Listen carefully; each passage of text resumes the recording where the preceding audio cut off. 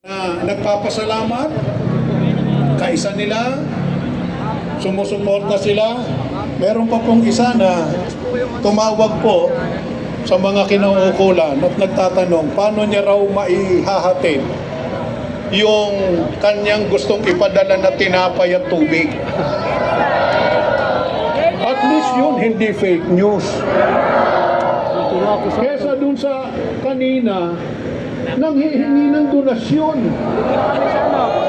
para daw ipamigay sa atin.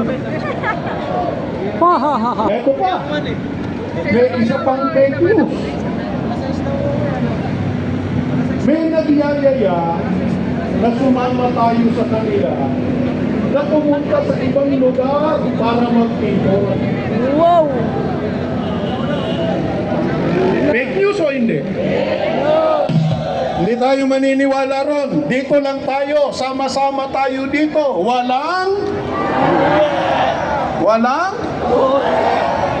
sapagkat we are one.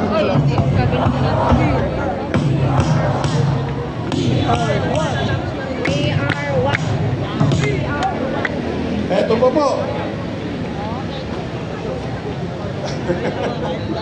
My God!